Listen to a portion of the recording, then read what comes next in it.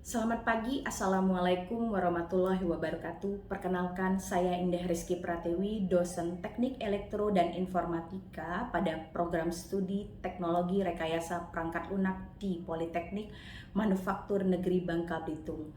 Spesialisasi pembelajarannya atau mata kuliah yang saya ampu adalah matematika diskrit. Dalam proses pembelajaran, saya menggunakan teknik DIA, yaitu Delivery, Interaction, dan Assessment. Pada mata kuliah matematika diskrit yang saya ampu, pembahasan materinya yaitu logika matematika yang terdiri dari pengantar logika, proposisi, operator, tabel kebenaran, implikasi, aplikasinya dalam bidang komputer, proposisi majemuk, tautologi, kontradiksi, kontingensi. Materi kedua yang terdiri dari teori himpunan dan himpunan berhingga, himpunan tak berhingga, prinsip inklusi, prinsip eksklusi, operasi himpunan, kumpulan himpunan, dan himpunan kuasa, argumen dan diagram Venn. Pada materi ketiga adalah kombinatorika yang terdiri atas kaidah penjumlahan, kaidah perkalian, notasi faktorial, koefisien binomial, permutasi, dan kombinasi. Materi keempat adalah relasi dan fungsi. Materi kelima adalah graph yang terdiri atas graph, multigraph, path, konektivitas, subgraph, dan materi keenam adalah pohon yang terdiri atas pohon, pohon berakar, serta panjang lintasan dalam pohon berakar. Dengan mengikuti perkuliahan matematika diskrit ini, mahasiswa diharapkan mampu yang pertama menguasai konsep logika matematika, teori himpunan, kombinatorika, relasi dan fungsi, graf, dan pohon yang dapat diterapkan untuk menemukan sikap profesionalisme dalam bekerja. Yang kedua adalah menguasai konsep logika matematika, teori himpunan, kombinatorika, relasi dan fungsi, graf, dan pohon untuk dapat diinternalisasikan dalam kehidupan sehari-hari dalam menunjang terciptanya komunikasi yang efektif. Yang ketiga, menguasai konsep logika matematika, teori himpunan, kombinatorika, fungsi dan relasi, graf, dan pohon untuk direalisasikan dalam proses belajar mengajar atau proses belajar sepanjang hayat. Untuk mencapai akhir perkuliahan tersebut dalam 18 kali pertemuan, di mana 12 kali pertemuan tatap muka pemberian materi, 2 kali kuis mandiri pada pertemuan 4 dan 12, 1 kali penilaian tengah semester dan 1 kali penilaian akhir semester, serta proyek berpasangan yang diberikan setiap materi pembelajaran. Berarti ada 6 materi di sini. Setelah mengetahui deskripsi singkat dari mata kuliah matematika diskrit ini, selanjutnya saya akan menjelaskan teknik pembelajaran yang saya gunakan dalam kegiatan belajar mengajar di kelas. Teknik yang saya gunakan adalah teknik DIA, D, Delivery, I, Interaction, A, Assessment. Pada tahap delivery, saya memberikan suatu video, salah satu contoh penerapan konsep yang akan diajarkan pada hari itu, serta dilanjutkan dengan permasalahan sebagai pemantik mahasiswa untuk berpikir kritis di awal pembelajaran, sehingga mahasiswa dapat terarah pada apa manfaat dari pembelajaran yang diberikan pada hari itu. Setelah mahasiswa menelaah dan mencoba menjawab masalah pendahuluan yang ada, barulah saya memaparkan materi yang menjadi pusat pengajaran pada hari itu.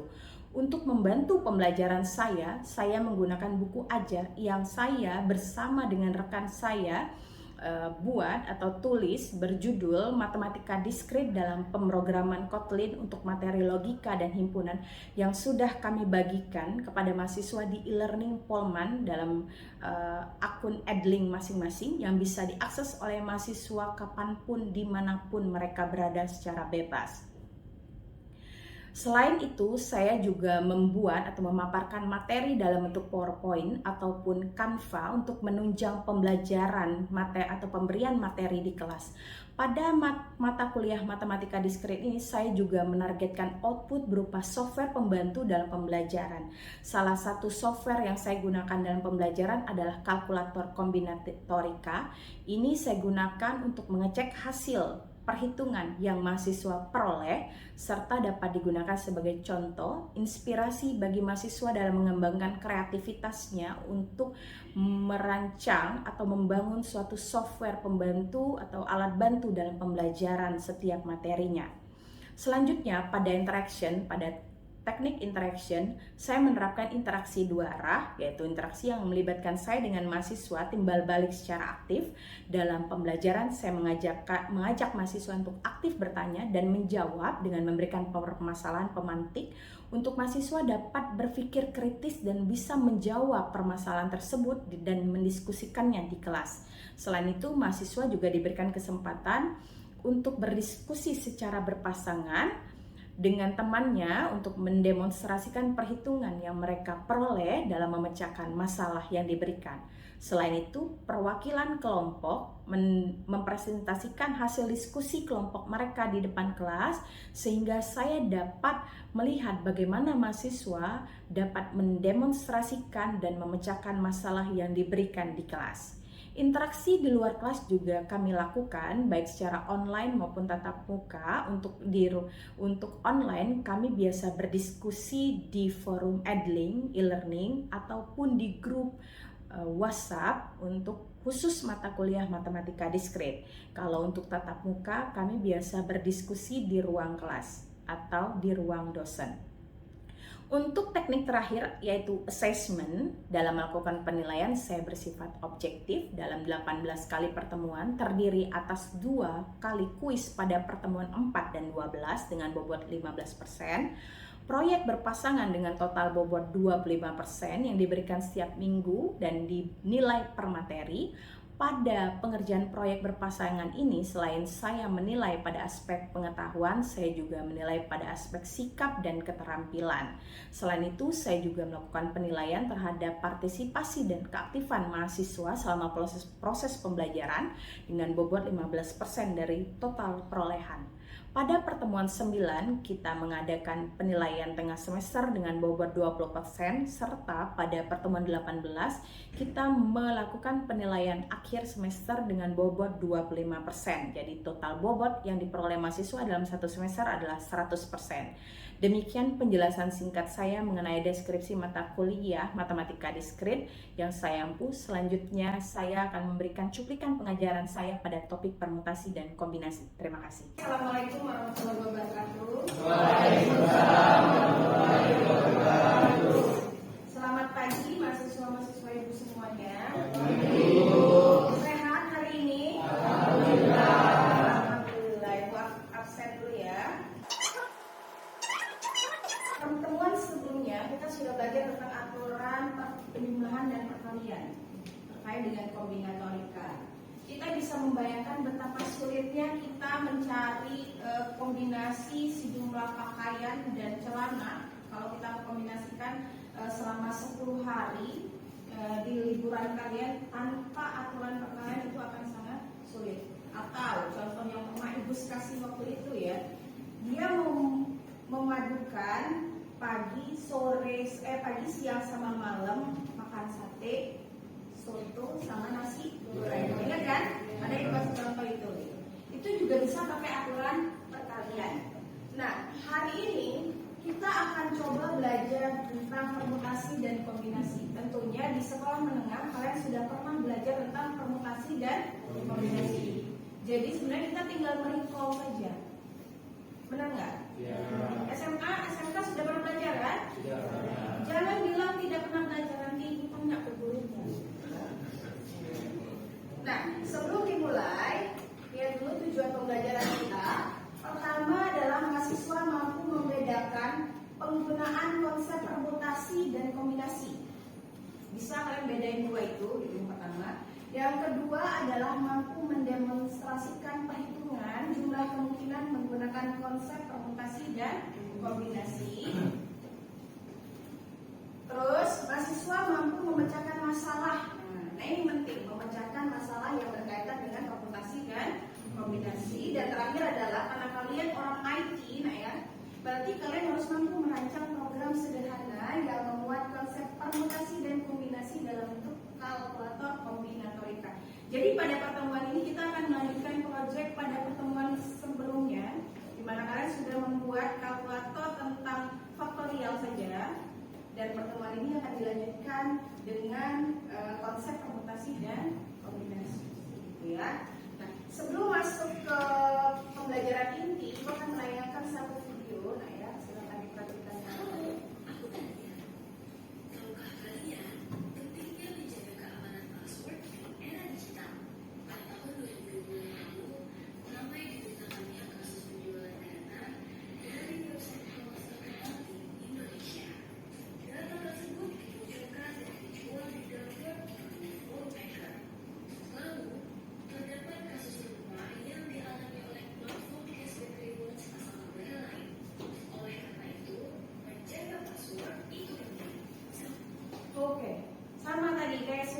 masukin passwordnya untuk di WiFi ya. Kalau dia membuat password yang gampang diretas, maka kalian orang IT pasti jago meretasnya, betul? Jadi itulah betapa pentingnya keamanan digital. Itu karena berkaitan dengan password. Dalam bikin password inilah kita sering pakai yang namanya aturan permutasi dan kombinasi sesuai dengan syarat yang ada. Oke. Hal ini juga terkait dengan ini. Karena kita di Polman pembelajarannya pakai e-learning ya. Iya nggak? Pakai admin kan? Iya. Ketika akun admin kalian kertas, maka tugas kalian, nilai kalian, ujian kalian bisa disalahgunakan oleh orang lain. Makanya jadi kita harus membuat password yang aman dengan mengkombinasikan syarat-syarat tertentu gitu dari pembuatan password itu sendiri. Paham ya? Nah, perhatikan permasalahan berikut ini. Silakan dibaca. Kelihatan nggak yang di belakang? Arkan katanya diminta membuat password itu ketika dia bikin alamat email dengan syarat terdiri dari 5 huruf dan diikuti oleh 2 angka yang berbeda. Jika huruf disusun berdasarkan dari pembentuk kata namanya kan apa? Arkan. A-R-K-A-N. Oke, cuma boleh itu ya? Z boleh nggak? Tidak. Oke. Coba kalian membuat masing-masing passwordnya bebas ya, sesuai dengan syarat yang ada. Nanti Ibu akan menghubungkan kalian ke Mentimeter. Lihat dulu syaratnya. Sudah terekam di otak kalian syaratnya? Yang jelas, totalnya berapa item? 5 huruf. Oke, bentar. Bebas ya, nggak boleh contek tangan kiri ya. Oke, itu. Ada berapa kemungkinan? Sekarang kita lihat. Setiap mahasiswa silakan tulis kemungkinan password yang terpikirkan oleh kalian dengan syarat yang ada. Silakan akses www.menti.com, passwordnya 5873. Boleh, Shalun? 5873 2067. Boleh dimasukkan passwordnya.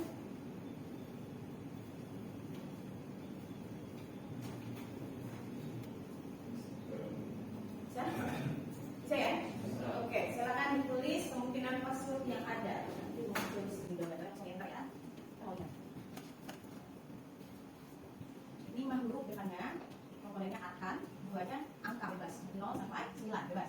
Bisa aja yang masih arifin beda dengan campuran, yang masih bisa boleh dimasukin. Ada sekarang enter?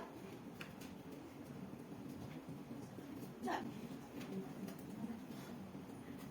Buat ya, oke. Ada yang jawab ya nih, angka 5 ya. Ada yang jawab angka 55. Ada yang jawab angka 98. Macam-macam ya? Ada nggak yang sama? Nggak ada ya? Soalnya memang sehat dulu ya. Tidak ada yang sama. Nah, ini mahasiswanya ada berapa? 28 fullnya ya. Bayangkan kalau di kelas ini ada 100. Berarti ada 100 masuk. Ada 1000 masuk. Nah, pakai aturan permutasi atau kombinasi kita bisa melihat kira-kira ada berapa jumlah kemungkinan password yang sesuai dengan syarat yang ada. Kebayang ya? Maksud itu ya? Terbayang tak kalian kalau ada 1000 mahasiswa di sini? Gimana jawabannya Rita? Apanya? Oke, betul sekali. Kemungkinannya akan banyak sebanyak paling banyak 1000 gitu ya. Nah. Oke, sebelum masuk ke solusinya, permutasi dan kombinasi. Siapa yang tahu makna atau boleh pakai bahasa sendiri definisi dari permutasi dan kombinasi? Siapa duluan? Oke, Muti dulu. Apa Mun? Permutasi adalah jumlah syarat yang dapat digunakan untuk menyusun sebuah objek dengan memperhatikan letak dari objek tersebut. Oke, kata Muti memperhatikan urutan ya. Untuk apa itu?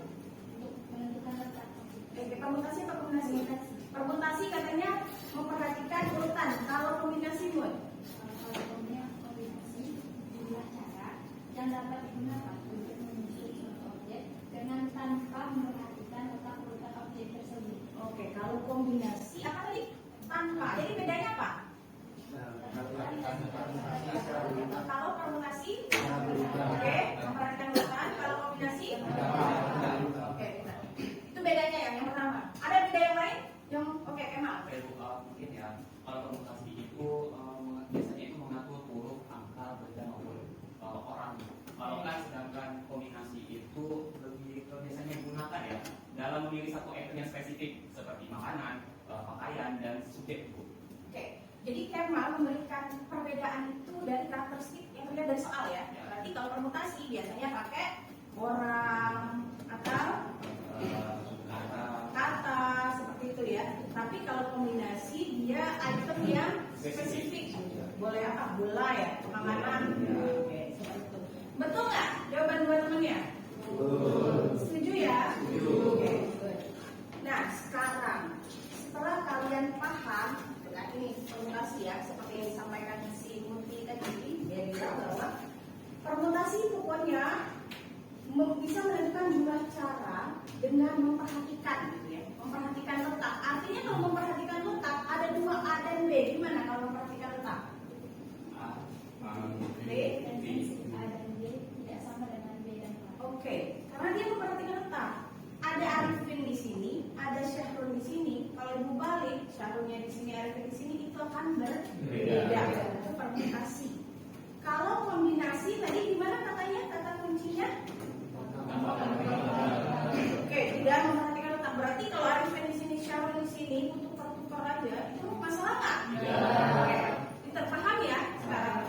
Karena kita harus paham dulu makna dan definisinya supaya nanti ketika ada persoalan kita bisa pilih kapan sih harus pakai permutasi, kapan harus pakai kombinasi. Oke, kembali ke permasalahan arkan tadi nah ya. Katanya hurufnya arkan ada berapa? 5. Angka ada 10. 0 sampai 9 ya. Kira-kira pakai permutasi atau kombinasi? Coba tunjuk tangan dulu. Oke, Kemal. Menurut saya sih permutasi ya Bu. Kenapa? Karena ini tentang password Bu. Karena setiap password itu kemungkinannya berbeda-beda Bu. Beda. Kita harus memperhatikan tempat. Oke, urutannya katanya ya. Ya. Arkan tadi ada jawab apa? Coba satu tadi jawabnya apa Kak Farul? Nakran. Nakra. Kalau kamu? Beda kan?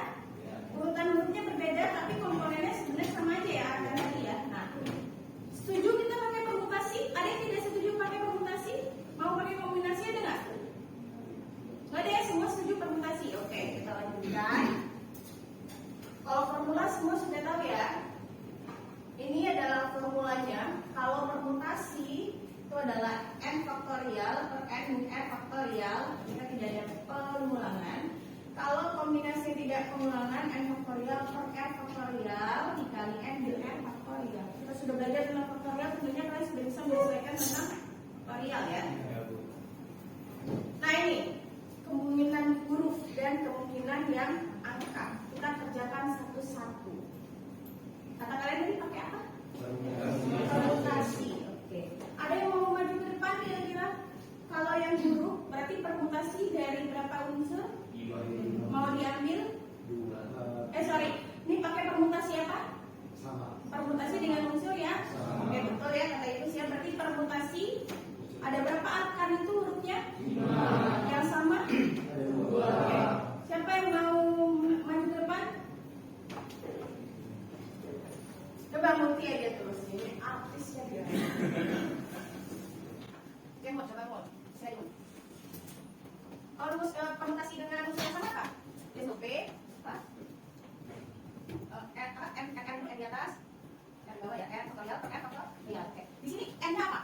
5. Oke, coba selesaikan dulu. Oke, 5. R-nya yang sama apa? Ada berapa? 2. Oke, sama dengan berarti. Oke.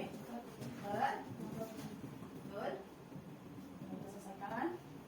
Masih ingat ya faktorial ya? Di luar kepala ya? Gimana itu di luar kepala? Di luar faktorial. Oke. Sama nggak yang gambar lihat? Sama ya. Oke, betul ya. Itu untuk yang huruf saja. Yang angka sekalian aja mungkin ya. Nanti yang selanjutnya baru yang lain ya. Kalau angka ada nggak pakai unsur yang sama atau permutasi biasa? Kita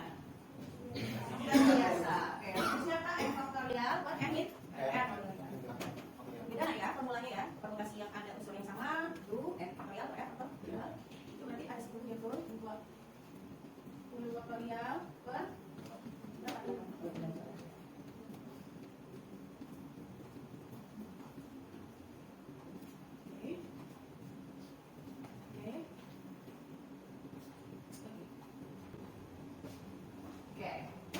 Kasih nanti ya. Jawaban rutin betul ya? Tapi sudah selesai belum? Belum. Sedikit lagi. Hurufnya 60 cara, yang angka 90 cara. Total kemungkinan berarti diapakan? Diapain nggak kedengaran? Oh, pinter. 60 dikali 90 berapa? 500? 5.400. Oke. Oke, betul ya? Kita kasih tepuk tangan untuk di sana ya. Sampai di sini ada pertanyaan dulu nggak?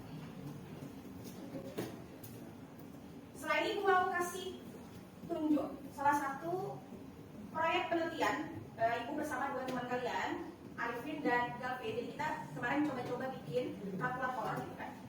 Bikin kalkulator yang bisa membantu untuk menyelesaikan masalah permutasi dan kombinasi. Kasih contoh ini adalah tampilan luarnya.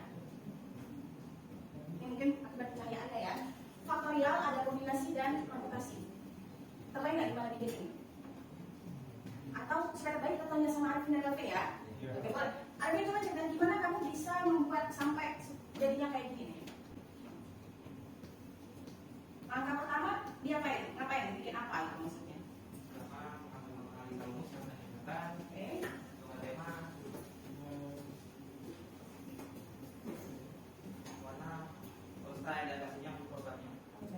Tampilan juga ya. Arifin tugasnya fokusnya di mana? JavaScript. Kalau Galvin? Desain. Oke. Kalau desain gimana kamu mendesain ini? Pakai apa? Pakai CSS. Pakai? CSS. Jadi CSS, oke. di situ bisa kita lihat di kotak di tengah itu ada menggunakan di margin auto. Nah, sehingga kotak itu di tengah. Nah, di dalam itu nanti juga ada kalkulatornya mengenai faktorial, kombinasi dan permutasi yang dimana di dalamnya itu ada formula dan juga cara penggunaannya. Oke, tinggal dimasukin formulanya. Ya. Sekarang kita coba ya. Baik, berikut adalah bentuk kalkulatornya, kalkulator kombinatorika. Misalnya kita bisa mengecek nilai faktorial dengan memasukkan nilai n-nya, misalnya 4, kita akan cek, maka akan muncul nilai faktorial dari 4 sesuai dengan rumus yang ada. Yang kedua adalah kombinasi, misalnya kita bisa memasukkan nilai n-nya 5 dan r-nya 2 untuk mencari nilai kombinasi 2 unsur dari 5 yang tersedia, maka kita cek. Maka akan muncul kombinasi biasa dan kombinasi pengulangan tergantung dengan formula yang ada. Dan terakhir adalah permutasi. Misalnya kita memasukkan nilai n 5 dan r-nya 2 dan kita klik cek, maka akan muncul 3 macam. Outputnya itu permutasi biasa, permutasi pengulangan, dan permutasi dengan unsur yang sama. Kalian membantu nggak kalkulator ini? Membantu. Ini adalah hasil keringat dari kita bertiga. Coba kita kasih tepuk tangan dulu.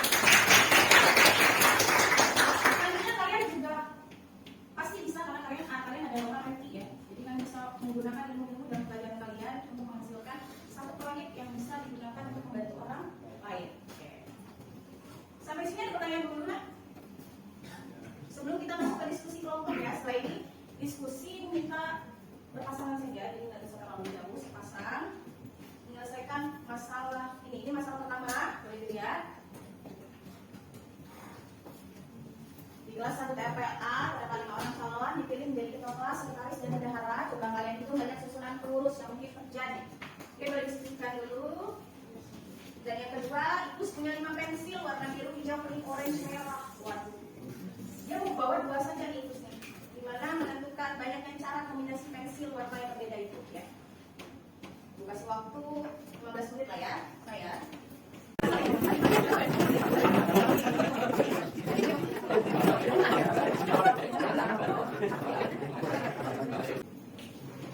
Oke, untuk permasalahan pertama siapa yang mau maju?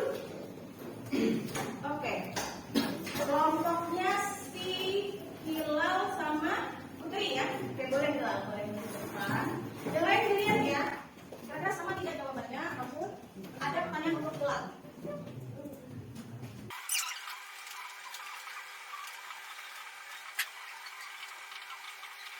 bukan kombinasi. Kenapa di sini menggunakan komputasi?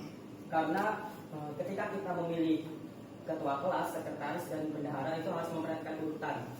Jadi misalkan ada kasusnya si A menjadi ketua kelas, B jadi sekretaris, dan C menjadi bendahara. Itu akan berbeda kasusnya dengan jika si C yang menjadi ketua kelas, A menjadi sekretaris, dan B-nya menjadi bendahara.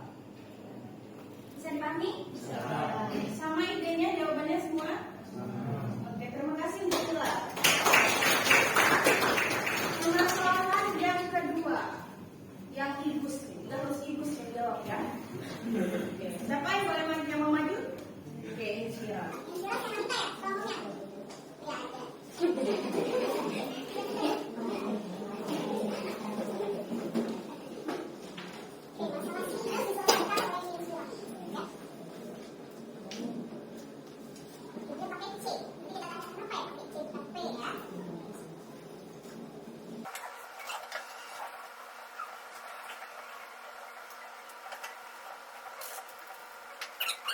Sekarang pakai kombinasi bukan permutasi ya, berbeda dengan si Hilal tadi. Jadi di sini kenapa saya menggunakan kombinasi?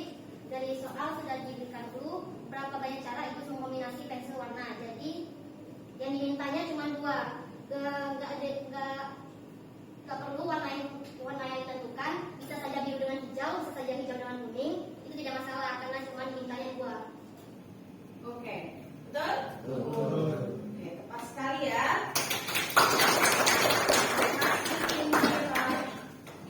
Oke. Sampai di sini dapat kalian pahami? Pertama, kalian sudah bisa membedakan penggunaan atau definisi dari permutasi dan kombinasi. Apa tadi perbedaannya? Kalau oke, tepat sekali memperhatikan urutan. Kalau kombinasi, oke, sudah mampu membedakan kapan kita pakai permutasi dan kombinasi. Tadi juga temannya sudah mendemonstrasikan bagaimana cara melakukan penghitungan dengan rumus atau formula permutasi dan kombinasi. Dan yang ketiga adalah sudah bisa memecahkan masalah yang berkaitan dengan permutasi dan kombinasi. Tinggal yang keempat adalah merancang program komputer berupa kalkulator kombinatorika. Nanti yang harus kalian kerjakan secara berkelompok berdua saja. Jadi akan ada banyak kemungkinan dan ide-ide yang macam-macam. Tidak harus seperti yang Arifin dan Galvin punya, gitu ya. Paham? Oke, itu akan jadi tugas kelompok kalian. Itu adalah proyek kelompok yang harus dikumpulkan minggu depan. Karena setiap minggu kita akan mengupgrade aplikasi atau software itu seperti apa, gitu. Paham ya? Berarti minggu kemarin faktorial, minggu ini berarti kalian harus nambahin permutasi dan kombinasi. Selesai kombinatorika 3 itu, nanti minggu ke depan itu akan ada pembelajaran lainnya, yaitu tentang materi yang baru. Nanti materinya akan kalian lihat, boleh dilihat di link, nanti akan kasih materi apa dan bisa disesuaikan dengan RPS yang dibagi di awal pertemuan ya. Itu ada pembelajaran apa saja, pertemuan ke-11 karena ini pertemuan 10 gitu kan, nanti kalian bisa lihat seperti itu. Oke, sampai di sini pembelajaran kita hari ini. Terima kasih atas antusias dan keaktifannya. Semoga kalian bisa memahami konsep permutasi dan kombinasi ini dengan baik dan mampu mengaplikasikannya dalam kehidupan sehari-hari. Gua akhiri, assalamualaikum warahmatullahi wabarakatuh.